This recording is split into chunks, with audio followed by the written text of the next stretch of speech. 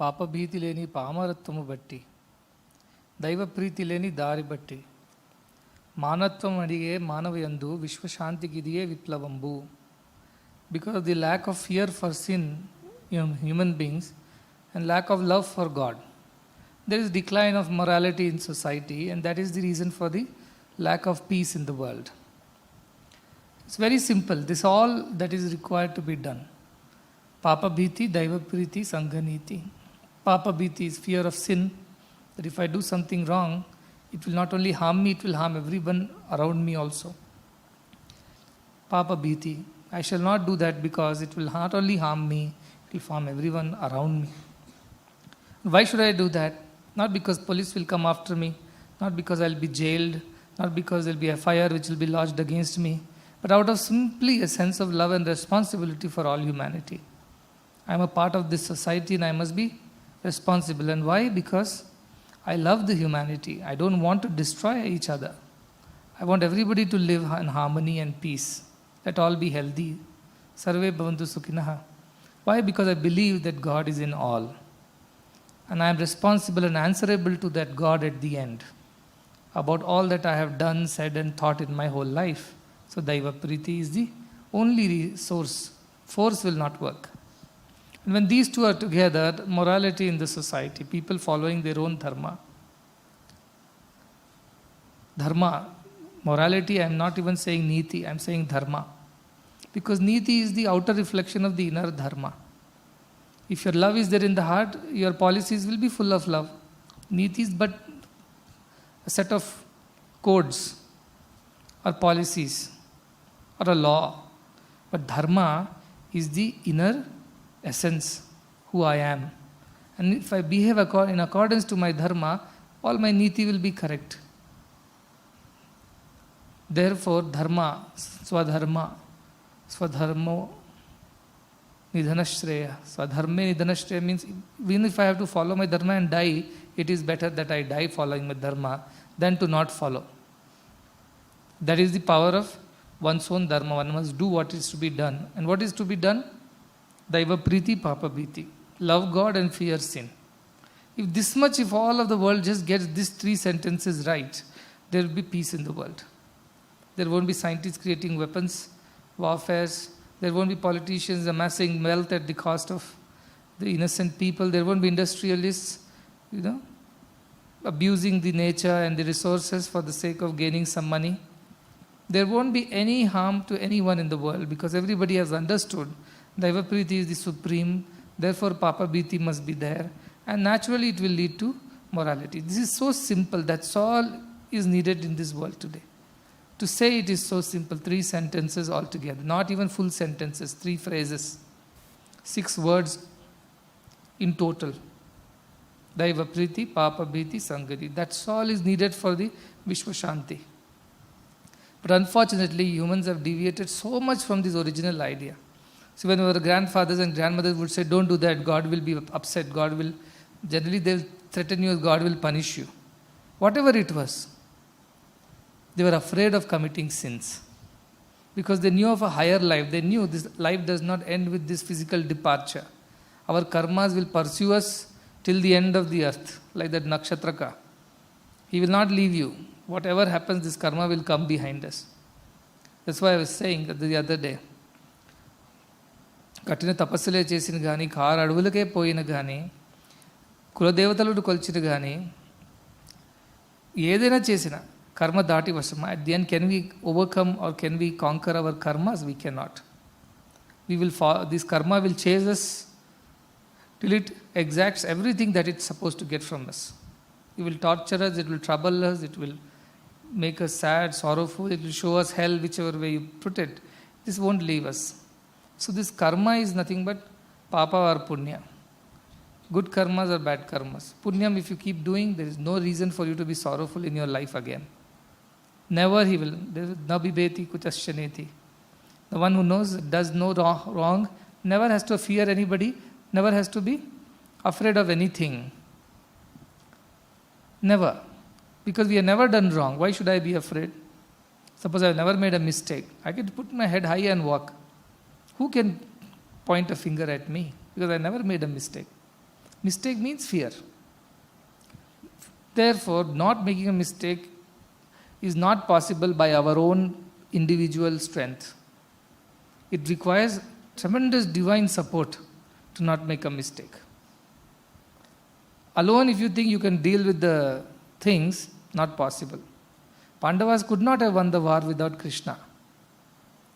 Likewise, to conquer over these senses, mind, and all the other faculties that push us into making mistakes, divine support is a must. That support, when it's there behind us, it's possible for us to not make mistakes. And why will divine go and support anybody? You should have asked divine for the support in the first place, isn't it? If you don't even ask, Duryodhana goes and says, I don't need Krishna, I need the whole of his Sena. And feels happy, Mudamate, feels happy, I have got a good deal, because both of them approached Krishna at the same time. And Krishna played his own drama of acting as if he's sleeping. And both of them waited, one at the feet, one at the head. And Duryodhana thought that now and he thought that first Krishna saw Arjuna at the feet. Oh Arjuna, when did you come? And Duryodhana was panicking. Because if Arjuna asks for all the army and all the cavalry, then I'll be left with nothing. Look at the foolishness of Duryodhana. And he gave a chance to Duryodhana to ask. He said, I want all your army. Arjuna said, Arjuna, you have come first, you ask. And Duryodhana is sinking in his heart. If he asks all the army, how will I win this war? But Arjuna says, I just want you to be by our side, that's all, I don't want anything. So Krishna said, I have divided two things, one side is all my army, one side is me. And Arjuna asked for divine support. He didn't ask for the worldly support, he didn't ask for scriptural knowledge, he didn't ask for some pandityam, intelligence or anything. He just asked, I want your divine support for this war. Everything else can be given to this Duryodhana. Duryodhana, look at the comedy. Somebody who cannot be defeated is Duryodhana. And he is only cause of his own defeat, because he asked for the wrong thing. So divine support is a must to get detachment, develop dispassion, develop this strength to discard the unwanted things from our mind. Who will give this divine support? To whom it is given? Again Bhagavad Gita. Bhagavad Gita again. Sarvopanishado. Comes to this. What he says? Dadami buddhi yogam tam. Whom should I give buddhi yoga? Buddhi yoga means to use buddhi to attain yoga. Whom should I give this buddhi? Tesham satata yuktanam. All the time. Don't forget me even for a moment. Satata yuktanam. Bhajatam. Priti purvakam. Those who worship me with love. Not for the sake of Akshvahuni Sena. But for me, my sake, satata yuktanam, to those alone, tesham, buddhi yogam dadami. I will give this buddhi yoga. Others I will not give. He told very clearly. So I said yesterday we've been discussing buddhi is must. That to which kind of buddhi? Sattva buddhi is must, not rajas buddhi, not the lower mind. Both are identical, both look alike. That again Krishna explains in Bhagavad Gita. Pravuttam cha nivuttam cha, kaya akaye, bhaya abhaye, bandham cha moksham cha, yo vetti. Sa satvika, buddhi satviki. That buddhi is satvaki, O Partha. That buddhi which can differentiate between all this. Pravritti marga, nivritti marga. That which will bind us and that which will free us. The one which knows that. The one which knows karye, akarye. What should be done, what should not be done. The one which knows the difference between bhaye, abhaye. What will lead to fear? It means mistakes. And what will lead to fearlessness, which is truth. No mistake. What will lead to bandham? What will lead to moksham? That which knows this, that buddhi is satvaki, sattva buddhi, pure buddhi. There are other buddhi also. Ya dharme, adharme ku dharme. What it says is that when you think adharma is dharma, that which teaches you that adharma is actually dharma. I told you yesterday the convincing will happen. Why should I not eat meat? In the past, people have eaten meat. That is also Brahman. This is also Brahman. Why should I not be given Vaishnavara is the same in all, should be able to digest. All kinds of excuse people give me. Why they should be allowed to do certain things. What kind of buddhi is that? Very clearly says, ayathavat, reverse way it tells you everything. It means it tells you wrongly. That is wrong buddhi. Those buddhis fall in the category of rajas and tamas. Rajas, what it does? It confuses you. It doesn't tell you as it's supposed to be.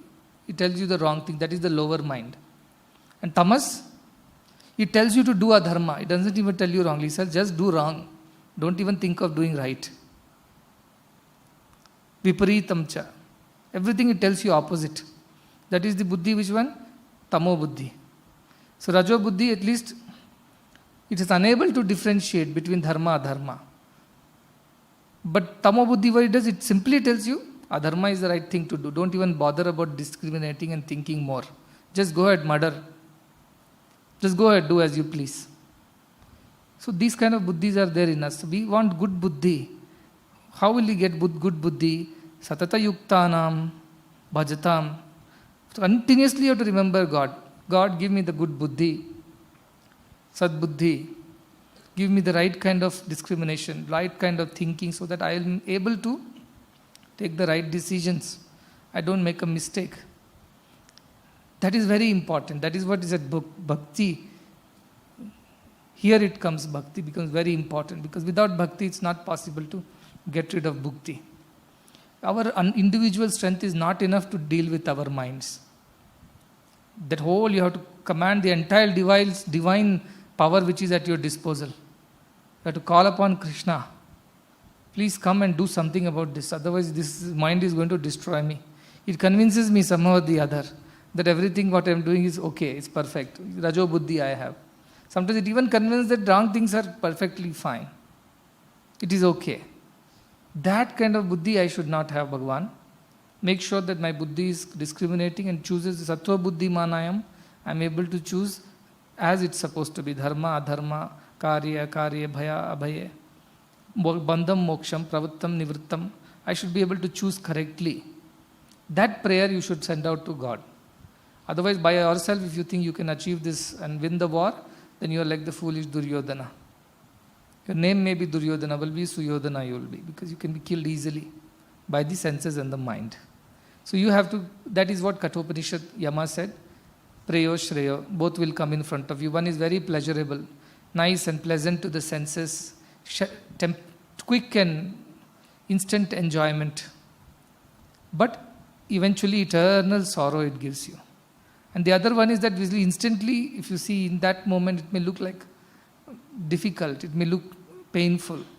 But eventually in the long term, that is what will keep us extremely happy. It has been told any number of times. Kathopanishad, it was told in a whole chapter. Bhagavad Gita, it was told in one small shloka. In Swami's, hardly 6 words. Yet it doesn't go inside people's head. Why? Because we are not serious about our spiritual progress. We are not serious about it. If we were serious, why would we not put efforts? If you are serious about passing the exams, should you not put efforts? If you are not serious, only you will laze around and think whatever comes, it's fine. And then come back and say, I am Samabuddhaya, whatever marks come does not matter, I am already in state of Samadhi. You are lamenting yesterday, there is no Jivan Mukta in your group of people. I have become Jivan Mukta, please acknowledge. I was thinking, I don't declare myself as Jivan Mukta.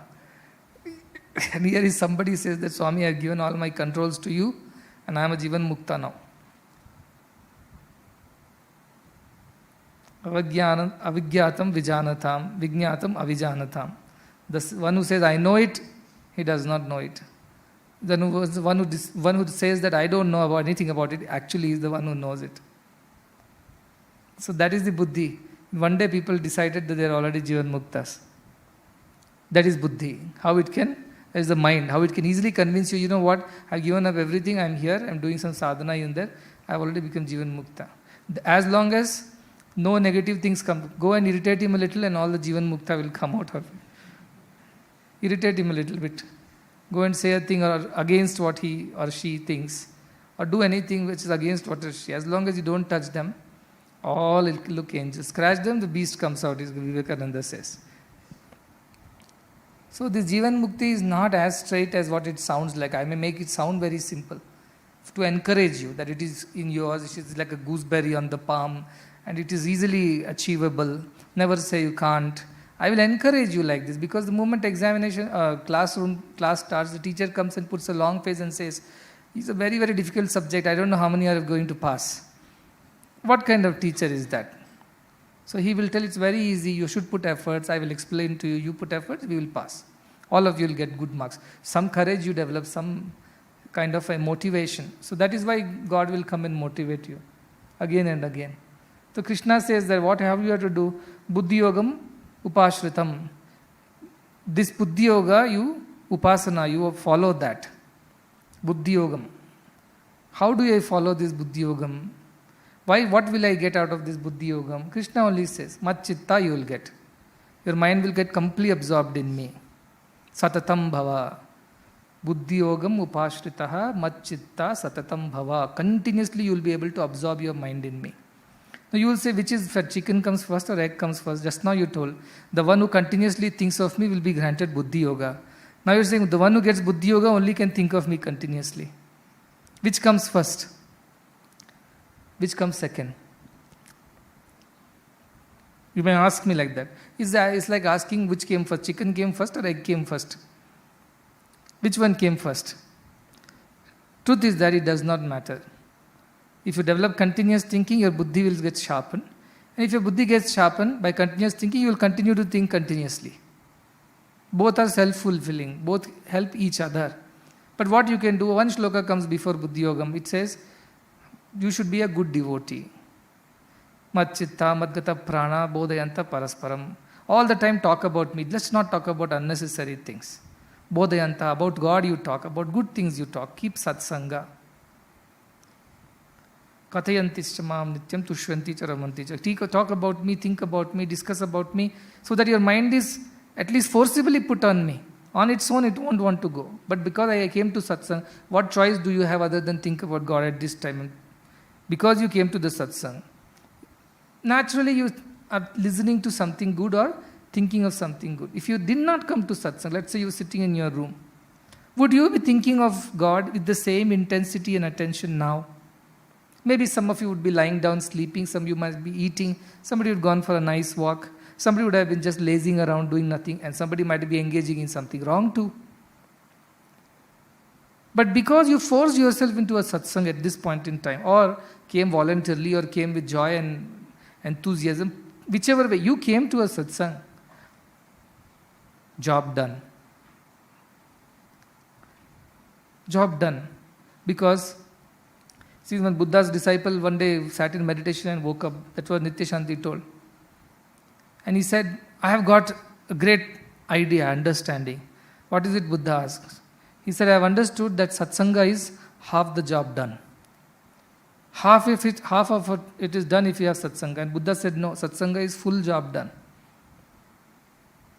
If you are in satsanga, it's the full thing, it's not just the half thing. It's not half, it's full. So push yourself into a satsanga. Kathayanti cha mam nityam tushyanti ramanti cha. Thinking of me, speaking about me, talking about me. That's the first step. Push yourself into satsanga. Satsangatve nissangatvam. Your mind gets agitated. A desire is trying to conquer you. It is so strong. Just leave the place. Run into some satsanga. Go get into the company of some people who can give you some noble thoughts and noble feelings at that time. Just run. Tyaja durjana sansargam. What is durjana? Our own mind, tamo mind is durjana. Run away, saying, I don't want this mind. That running away, if you don't do at that point of time, the mind will overpower you. Because it knows the trick. So that thing, the first response to the mind, how quick is the response? They say when we were telling the heart attack comes, the first 1 hour is the most crucial. If you don't treat the patient or don't bring him immediately to some kind of a first aid, the damage is done. After that 1 hour, you may put any number of efforts to revive the patient, you have lost the battle almost. For massive heart attack, the first 1 hour is so crucial. Whatever we do for the first 1 hour, it takes care. Like a baby is born, first 1 year is the most crucial. If you don't take care of the baby for the first 1 year, it can develop a lot of diseases, malnutrition or underdevelopment, lot of things can happen. So like that, the moment thought comes, the first response, that moment responding to it correctly using the sattva buddhi is very important. If you miss that response at that moment, damage is done. It's over. After that you cannot repair it. It's already done. So push yourself into satsanga. That way you will develop bhakti. You will think of God on a continuous basis. Nitya satata yuktam, you will think bhaja God. He will give you buddhi yoga. Buddhi yoga will give you a proper buddhi to discriminate and detach. And the strength that is required to come with it. You will be able to know which is the prayo marga, which is shreyo marga, and quickly take a decision. I will not go into the prayo marga, I will go to the shreyo marga. Pravritti, nivritti, immediately you will take a decision because you have God supporting you from behind, plus you have practiced it so many times. So in that way you will be able to conquer your mind and senses, and once the mind learns that it is incapable of fighting you, it will surrender. When will the enemy surrender? When you know that you are more powerful than the enemy. You have far bigger power at your disposal than the enemy has. So I have God with me, God's grace with me, God's support with me. That is the biggest power. How can a mind deal with it? It cannot. But to get God's grace to help you in that moment of crisis, you need to have bhakti and continuously think of God. And if you are unable to think of God all by yourself because your mind wanders, join satsanga. Find a way to be a part of satsanga. Wherever, however possible. If nothing else, in your home 4 people are there. So all of you sit down. Let each talk about something good. Before sleeping, after you wake up. All those crucial times when you think your mind can deviate, convert those into satsanga times. So that is the idea, that you buddhi yoga or buddhi will not get sharpened unless you have satata bhakti, and that will come only with satata sangha, satsanga, continuous satsanga. You think, you go back and look at your life, all the mistakes you have made is when you forgot God. Either deliberately or otherwise. You forgot God, is then mistakes have happened. When you never forgot God, there is no way you can make a mistake. How can there be darkness and sunshine both together? It's not possible. Go back and trace the root of the problem. When Chanakya was walking in the street, he was pricked by a thorn from a thorny bush. So he got very irritated and he removed the thorn, of course, but then he went to the nearby shop, bought some sugar or jaggery, as the case must be, and then he mixed it in water and came and poured it on the thorny bush. So Chanakya, the small boy, Chandragupta, who was there with, he got surprised. Why this man is doing this kind of things? Because Chanakya is a niti, yukti. He said, see, if I just pluck this tree out, which I can do, it will grow back again. I'm sure somebody in the past must have done that. But the roots did not come out. Some bit of roots, vasanas were there. That's why it grew back again and is again thorn. I put sugar water, syrup in it. Now ants will come, they'll eat it up from the roots. They'll finish it. They won't even leave this much of, because everything has become sweet in the plant. They'll finish it from the roots. Once for all, you're done. So that kind of a buddhi. Not superficial, artificial on surface, but you should be going deep into the investigation where this thought is arising from me. Where did this thought come? I watched something like that. I read something like that. I met someone like that. Somebody spoke to me something like that. I heard that. Go back and keep digging the roots. Then you'll know this person, whenever I meet, this is what we talk. That's where subconsciously I pick up these thoughts. Whenever I go towards that side, I end up watching something, and that thing, even though at that moment I don't react to it, it gets into my subconscious and stays there. Another time it grows and troubles me. Like that, you investigate in your own premises, in your environment, what is that which drives you into that. And you will find it out very clearly, very, very, very clearly. Little investigation you will find out. So when you are removing your thoughts and throwing, don't do this artificial throwing is all I am saying. Superficial on the surface level. Try to go back into deeper and deeper analysis of, if I have temper, why this temper comes, in what situations it had come in the past. Most often when it comes, And when is that? Is there an incident where I have controlled my temper? What were those situations and circumstances in which I could control my temper? Though I am a man of temper. But what were those situations when I just lose my temper? My mother says something, I lose my temper. Why? Because she is after all my mother only. But if some teacher says something, I keep quiet. I don't go and react. Some differences, then you'll find out. So at home you are one and at outside you are one. Why? Because you have two different circumstances in which you behave differently. Now find out why you behave like this at home and why you behave like this outside.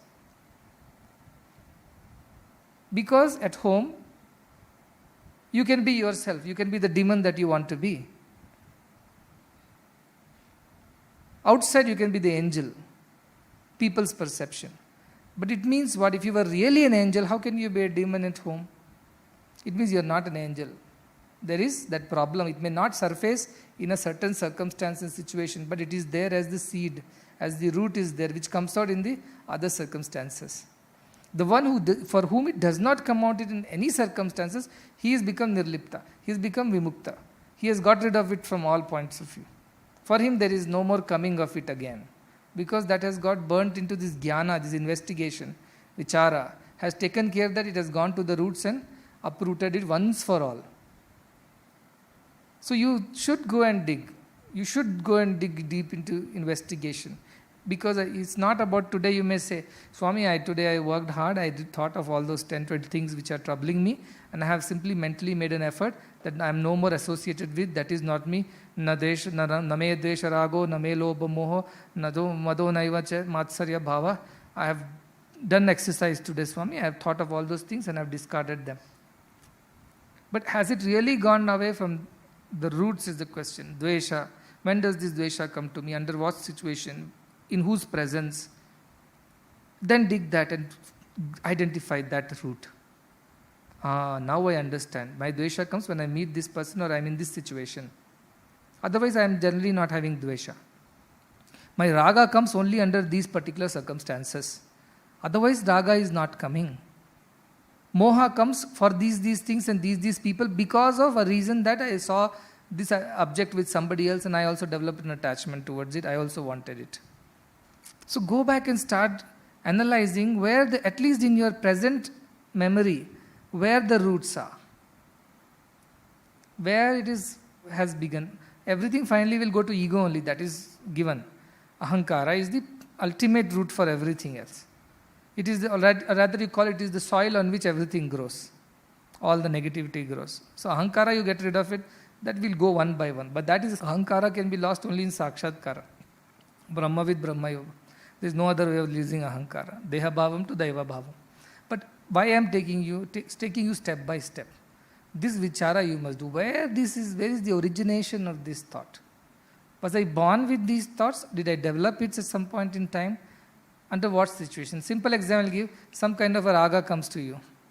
When does it come? You are sitting here, who is getting a raga right now? Tell me. Who is getting dvesha or krodha? Everybody is at peace. They are all thinking and evaluating themselves and analyzing, listening. All your mind and senses are busy right now. Your horses and the reins are in good control. When does this go wrong? You think for yourself.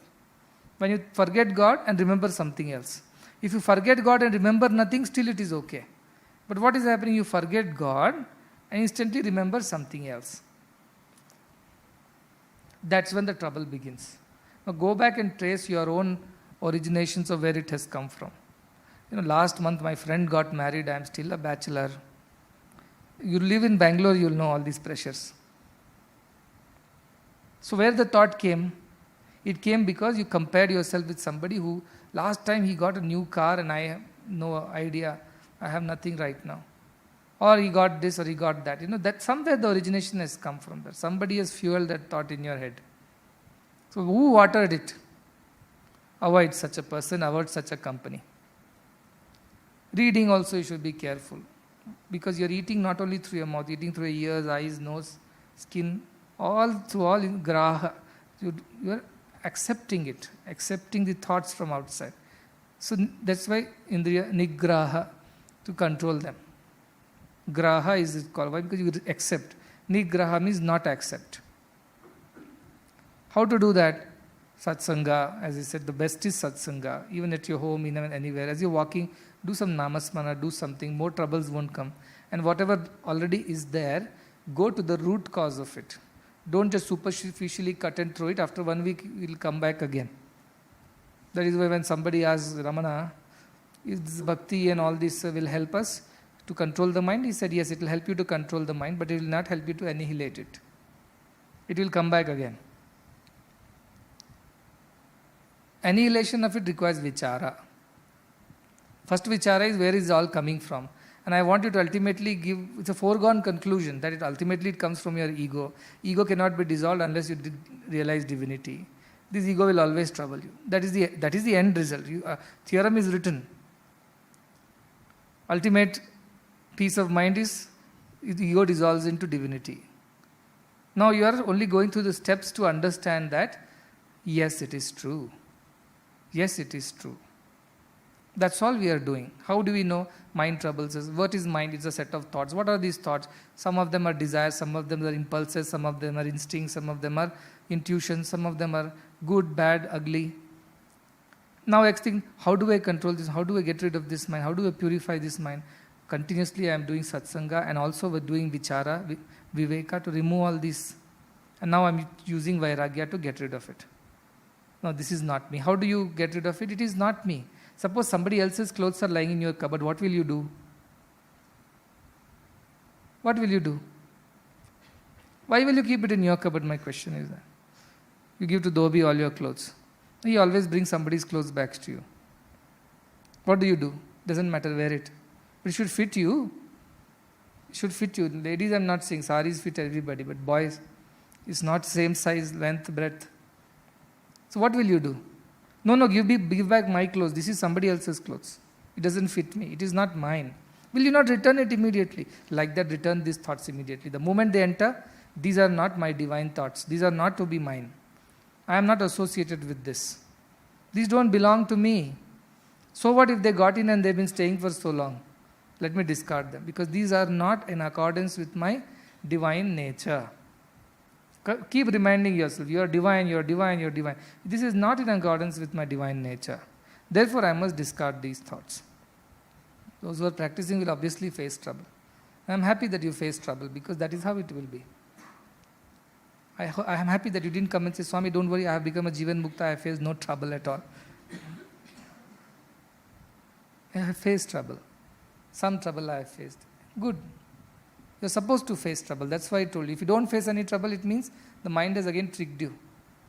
Or you have become Jivan Mukta. One of the two. But I don't believe the second part so strongly right now. I will believe it after some time. But other part is because you have tried something and mind has tricked you. Therefore, you think you're nothing. Like children, silent. The teacher turns that side, noise. Turn this side, silence. Have you seen that in classes? His head turns this side, absolute pin drop silence. Turn that side, full noise. Turn again, silence. Mind has tricked you that your illusion that it is all noisy, it was actually silent. That's how mind is. Very, very clever. It's been created that way. The beauty of the mind is that obstacle also has been created by Divine Himself, God Himself. And He told you, I'll give you a big bull. You tame it and you can do agriculture, you can do farming. It's very strong. You can't tame it, it will come and kill you. That's how God has given you this mind. You tame it, you train it, it becomes your good servant, you can do so much with it. You don't tame it, you don't train it, it will ruin you. It can be of great use to the person. He can plow the field, he can help harvesting, he can help in transporting, anything. But if the bull is not tamed, it is terrible. It will trouble you. Like I said, and senses are horses. If they're trained, you can do show jumping, you can travel long distance, it can carry your load. But the moment they are not trained, all these horses are going to be troublemakers. Everything. So this mind has to be tamed. Taming and training is the process going on. We found out what all things this mind gets agitated, restless with. Now we are taming, saying that no, don't go that side. Isn't it? So I was talking to Jairam, he said, you are a horse coach. Not a coach, but he is coordinator for the horse show jumping. And we put 2 blinds to the horse. Do we put? Why? Because horse's eyes are on the side, not like us in the front. It can see on the sides. So it sees almost 300 degrees. Except back of his head, it sees everything. Now what happens when the horse is going on the road?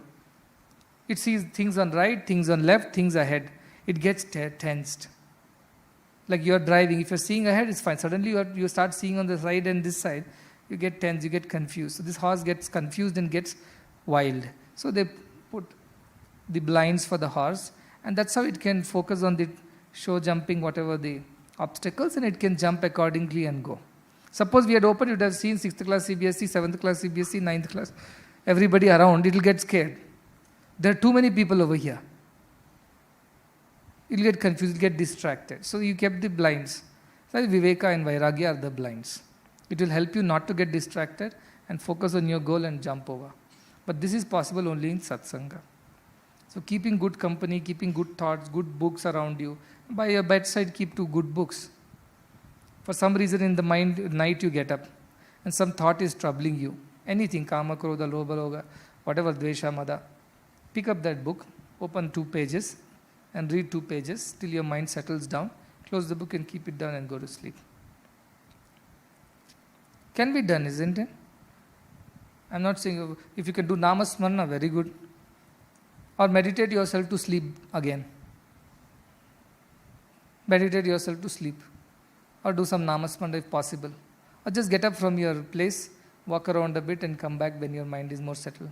Or keep a book or something next to you that you pick it up, read a few pages, distract the mind like a child has to be distracted when it is demanding things from the parents. That's how parents distract the child. I want ice cream now only. No, we'll get you next week we'll get you. No, I want now only. And starts crying and throwing tantrums, rolling on the floor. What does the mother do? Now where do you get ice cream in the middle of the night? Even if it's there, it should not be given, he'll fall sick. So what will the mother do? It will distract it with some toy or some story. Okay, you listen to a story of a prince and of Treta Yuga. His name was Rama. This happened, that happened. Oh, I know this story. I don't want to listen. Give me ice cream. Okay, did you hear the story of Krishna? I heard that story also. Last time I asked ice cream, you told me the same story. Okay, next time I will tell you the story of Shirdi Baba. Oh, who is Shirdi Baba? No, he's a saint of Maharashtra. He came like that. Then new story, the child gets attentive. Isn't it? That's how you have to dissuade your mind. When the instincts are so strong, they don't want to leave you from their clutches. That is the time you have to distract your mind with a story or with a method. And you keep practicing. I'm not saying you'll gain your expertise in the very first day. That is in accordance to your Shraddha, you will gain. You may not be able to gain also. You may put all your efforts sincerely, still you give in to your temptations. That also is okay as long as you are aware that you are giving into temptation. Unaware, you should not give in to it. You are aware. Yes, my mind is asking, my buddhi is telling no, my mind is telling yes. I am listening to my mind more than buddhi. At least that awareness should be there at that moment. That's all I am saying. That one step you have reached. You may still give in to the mind at that moment. All right, you have given it, what can you do? But next time when it is coming, your conviction should be stronger. Last time I gave in to this mind, this time it is the turn of buddhi. Buddhi should dominate this time, not the mind. Like that you keep turning and turning and turning. Someday the buddhi will always dominate, mind will always be subordinated to buddhi. This is buddhi yoga. First day you cannot achieve buddhi yoga. But over a period of time, by using the right aids to help you, book, music, walking, or just staring at Swami's photo, anything that can help you distract the mind like you distract the child who is demanding ice cream at that moment. Use any of the tricks. So that no more accumulation of that happens. Already those instincts are there, difficult to get rid of. Every time you give into the base of the mind, it's like you're hammering the nail deeper into the wall. That's what is happening. Pouring more water into the thorny bush. That's what is happening. You're only encouraging it. Some philosophers are there. No, if your mind demands something, give it to it. One day it will get fed up. Diminishing marginal utility, they say in economics. You eat too many sweets, you will not like and eating anymore. You will get fed up. After you have got diabetes, of course. So they say, doesn't matter. You enjoy your senses because that is how you can finally overcome them. You put wood to the fire. You think fire, you'll overcome fire? Fire demands wood. The more wood you add, the more it will burn. How can it? Only water will stop the fire, isn't it? How can wood stop the fire? So if your senses are wanting fulfillment, how can you fulfill the senses and control the senses? It doesn't make any sense to me, the logic. But we don't want our ashram like that. This is not the idea of spirituality. This is not a hippie culture. So this is where you have to do Indriya Nigraha, you have to control the mind. And right now as you are doing these things, every time your mind comes and tricks you, saying that it's perfectly alright, this thing you leave it, don't throw it out. You tell, every time I have followed this, I have only got into trouble. I have only experienced sorrow. After the temporary joy, I have only experienced sorrow. Even though I shouted at that person and I got very satisfied, that well deserved, that person deserved this, long due, well done. One part of you think, should you behave like this? Okay, they behave that way, that is their nature. Should you behave like this? Your buddhi will tell. Mind will tell, what is wrong? Am I not responsible for correcting my own brothers and sisters and everybody? Should I not teach them a good lesson? Somebody wrote to me also one day, Swami, you said Tyajadurjana Sansargam. But if we Tyajadurjana Sansargam, we run away from bad people, who are going to go and correct them? Who are going to teach them good things? If all good people run away from bad people, then who is going to teach the bad people to become good? Genuine doubt. I said you should become so good that you can never become bad. Then you can go into the bad company. Buddha can walk into anywhere and not worry, because he is sure that he will not go back to the bad ways. He has all conquered, he's overcome. If you have done that, then you have the right to go into that. Otherwise, don't even take risk. This is misplaced compassion. And I have seen this. There were two friends in our own institution. One was very notorious, one was very good. So I told this good fellow, see, you keep a watch on the notorious one and see to that, both of you maintain some sanity and discipline over here. What happened? The good fellow, bad fellow, whether he became good or not, the good fellow became bad. Because the other fellow somehow convinced him that it is all right with all these things. Doesn't matter.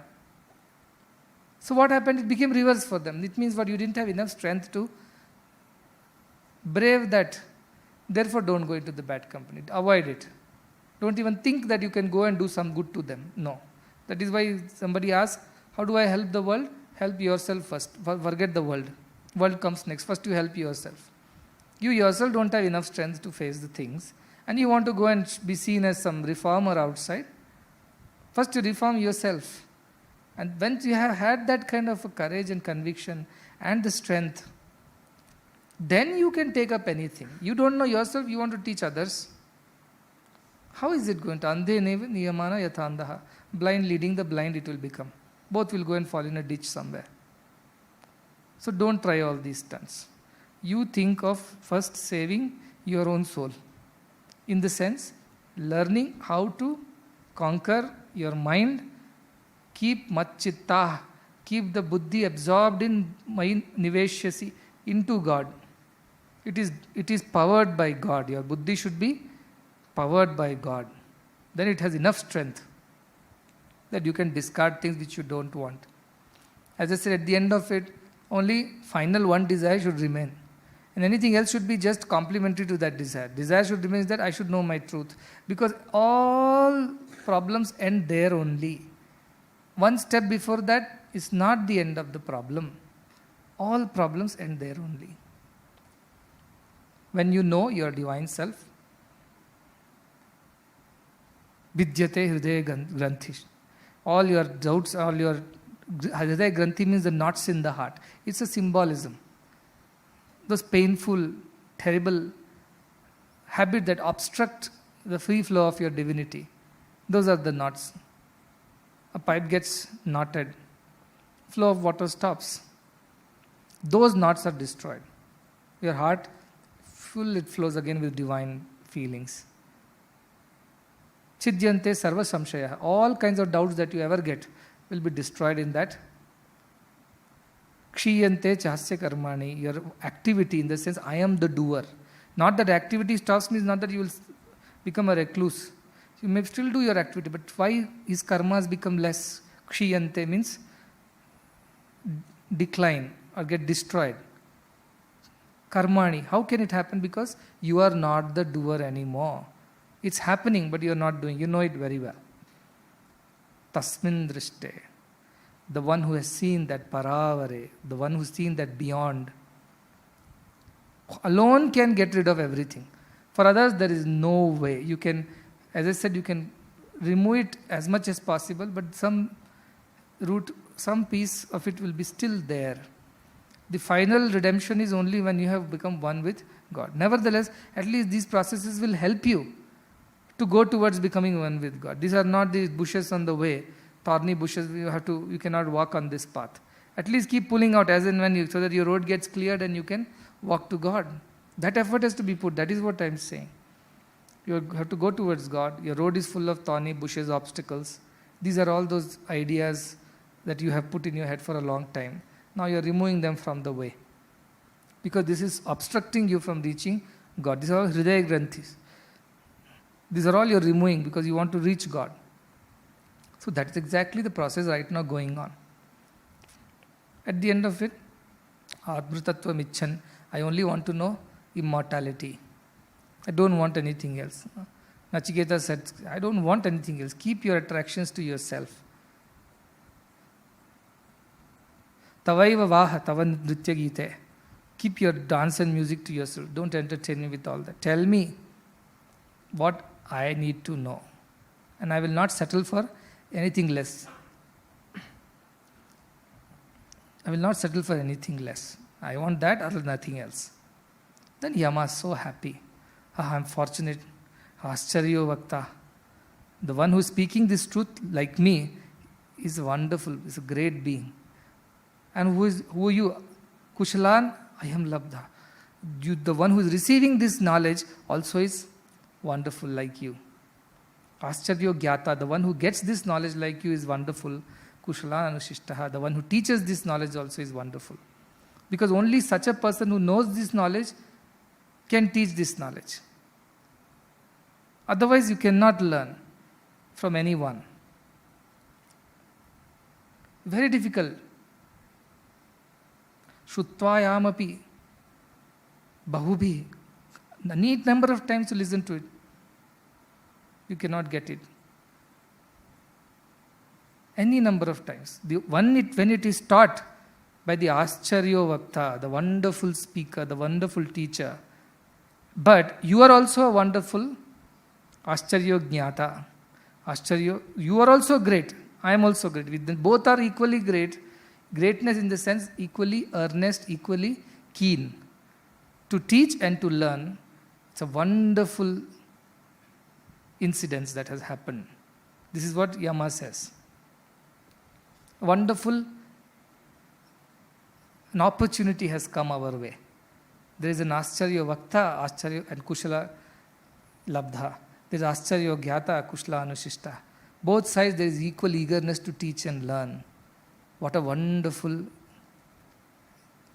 opportunity is this. What a wonderful arrangement of circumstances is this.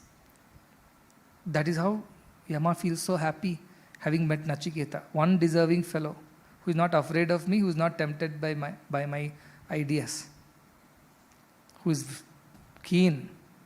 I get this or I don't want anything else from you. I want that buddhi like Nachiketa. I don't want anybody else. If you are anybody else, I don't want you. You have to be Nachiketa or Nachiketi, whichever you call it. That clarity is what I require. Otherwise, Ascharyo Vakta, Akushala Labdha it will become. One-way traffic, it won't reach. Both are required. It will be a wastage of my speech. So please put that very, very sharp, clear focus. Thousands and thousands of times I have missed this. This time I am not going to miss it. This time I want to get it right. Because Ascharyo Vakta, the one who is speaking is a great personality. I must also become great. Ascharyo Gyata, I should also learn and become great. That kind of keen passion should be there. You may think, will the life become very boring after all of this exercise? I won't enjoy the food, I won't enjoy all this Nritya Gite. What will happen to me? Will it become one sad, long-faced, droopy-looking sannyasi? Will that is what is my fate at the end of this exercise? No.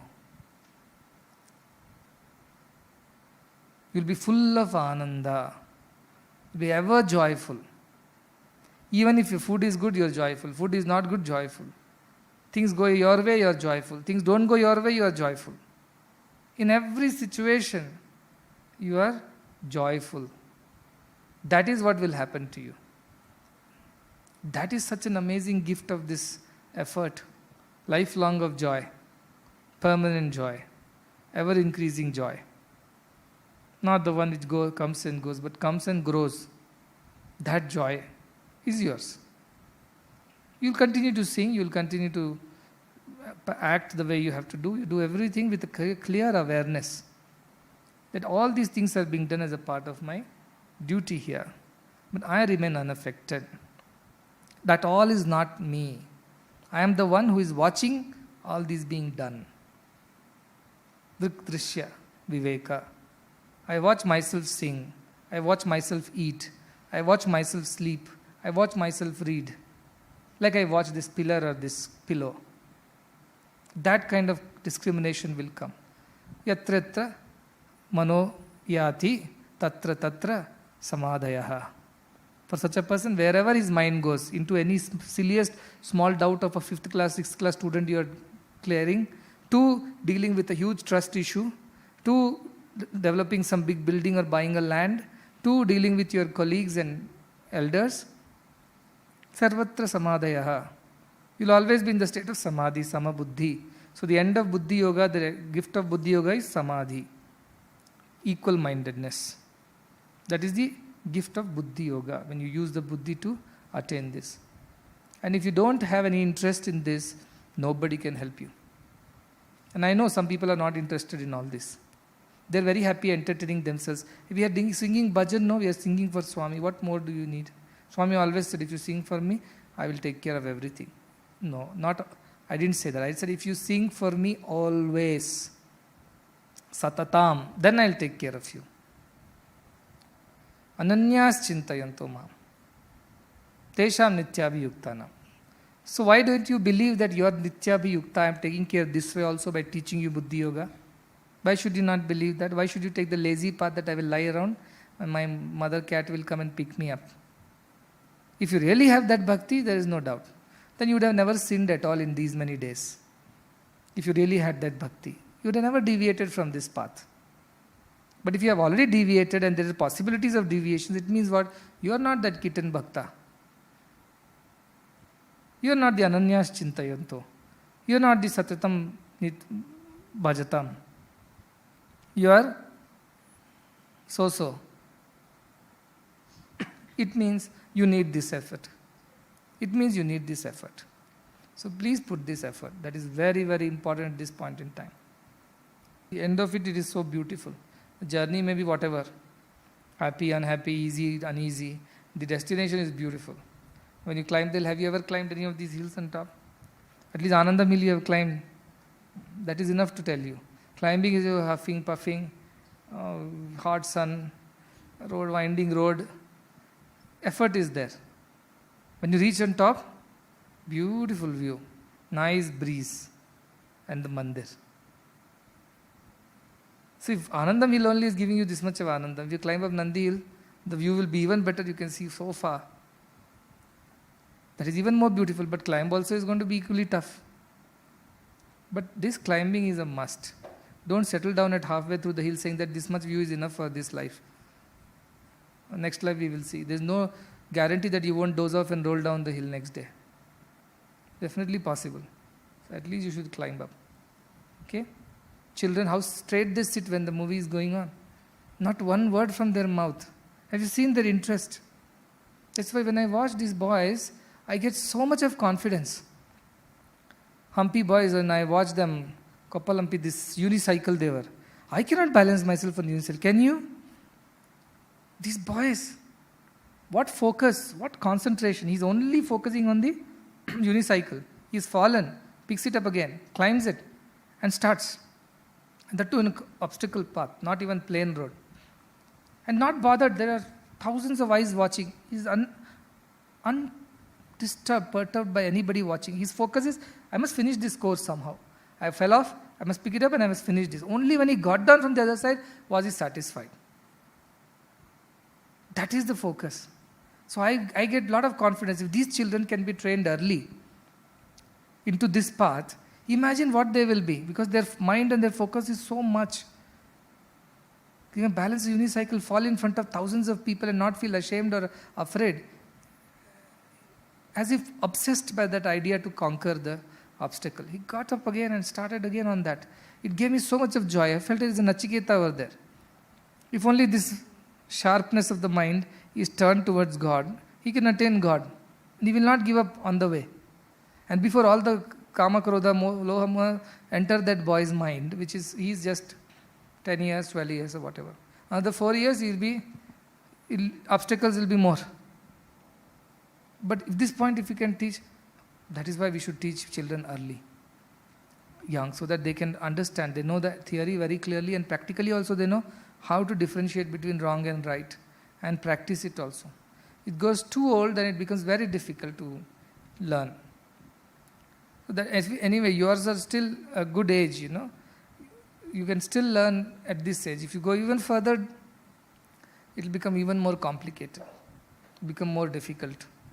So any age is good age, any time is good time, any place is a good place to walk on the path of spirituality. Everything else can be taken time and done. This is one thing that you should not take time. You should do it immediately, then and there. This is one thing that you should not have patience for. Everything else you show patience. This one you should do then and there. A good thought comes, execute then and there.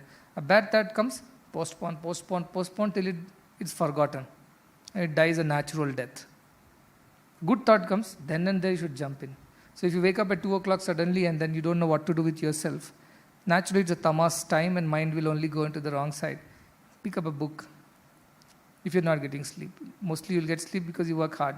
But any time of the day, anywhere, keep something with you as a physical, not a talisman, but a cue for you to go back to that. A small pocket book of Bhagavad Gita, or a small pocket calendar of Swami, anything, a packet of Vibhuti, take it and put it in your tongue. Immediately it will pacify your mind. Anything, some cue to help you keep walking on this path. Some people carry this Nama Smarana, Nama Japa, just to ensure that they don't miss. Anything that helps you immediately. Keep practicing. After some, may not be in this week itself will become perfect, but you would have now known the trick. That this is the trick to deal with the mind. So far what you have done pranayama, pratyahara. Next is dharana, to hold one thought. How do I realize my true self? What are the things that are required for that? What are the efforts that I need to put from here onwards? That kind of thinking is dharana. That let us hold for 1 week. Only one thought should occupy our head. And next 1 week time, no phones, no social media, no laptops, unless you have work. Keep the time also limited, 1 hour. Because if the phone is simply lying by your side, naturally you will go and unnecessarily look into it. It won't be necessary, but you will simply look into it. So do one thing, fix your phone time. Okay, 9 o'clock in the morning to 10, that is a Rajasic time. Good time to finish all my office duties or whatever, main important thing. Similarly, evening you keep a time. This is between this time to this time I will use the phone. Rest of the time put the phone down. And anybody who tell them I will be available only between this time to this time. Practice it as a thing.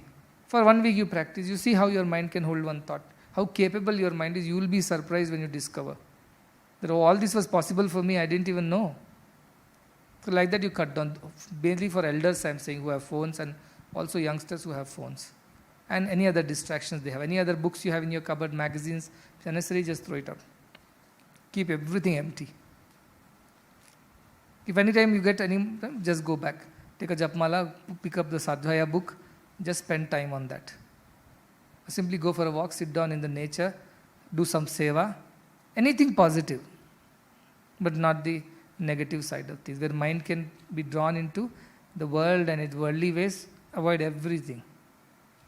You are doing bhajan practice, all right, or you are doing some other Veda, something, all right. Anything positive. That week you should not allow any other thought to get in. That is the effort. Let us see, 4th week should be the result. 3 weeks of effort and 4th week should be you should feel some result of this whole thing. Has anybody felt some peace in these last 2 weeks compared to last 2 years? Or more disturbance you have felt? First 2 weeks will be disturbance.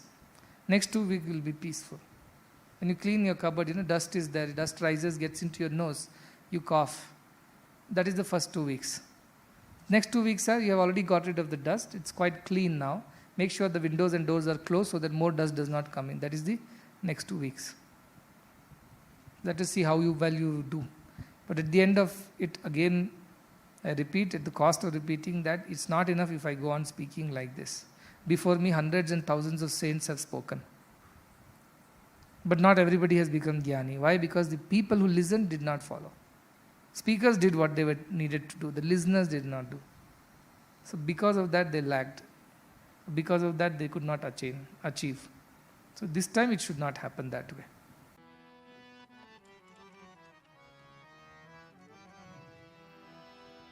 प्रेमामृत बरसाओ बाबा, प्रेमामृत बरसाओ बाबा, प्रेमामृत बरसाओ बाबा, प्रेमामृत बरसाओ बाबा, दया करो भगवान,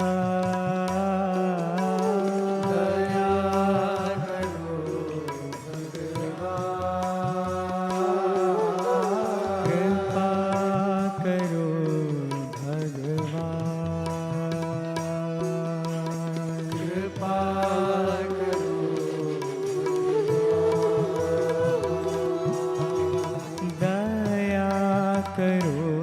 करो भगवान, दया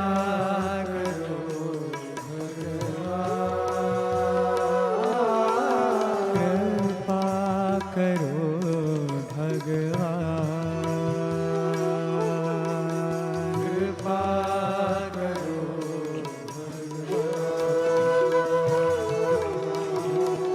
तुम्हारी दया बिन कैसा जीवन, तुम्हारी दया बिन कैसा जीवन, तुम्हारी दया बिन कैसा जीवन, तुम्हारी दया बिन कैसा जीवन, रोम रोम में बसने वाले राम, रोम में बसने वाले राम, रोम रोम में बसने वाले राम, रोम रोम में बसने वाले राम, जनन मरण से पार उतारो, जनन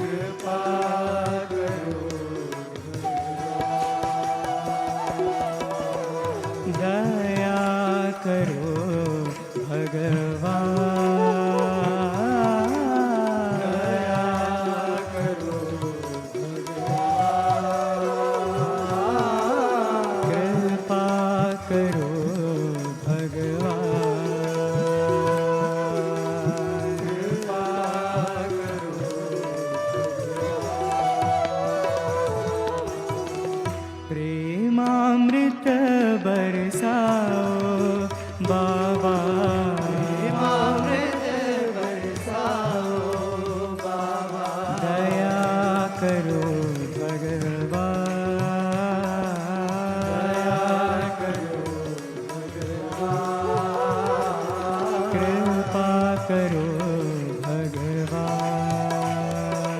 कृपा करो तुम्हारी दया बिन कैसा जीवन, तुम्हारी दया बिन कैसा जीवन, रोम रोम में बसने वाले राम, रोम में बसने वाले राम, रोम रोम में बसने वाले राम,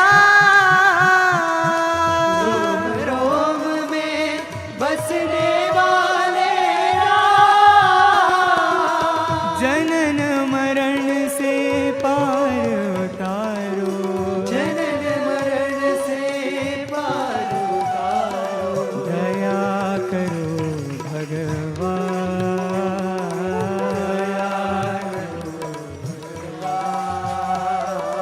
कृपा करो भगवान, कृपा करो दया करो भगवान।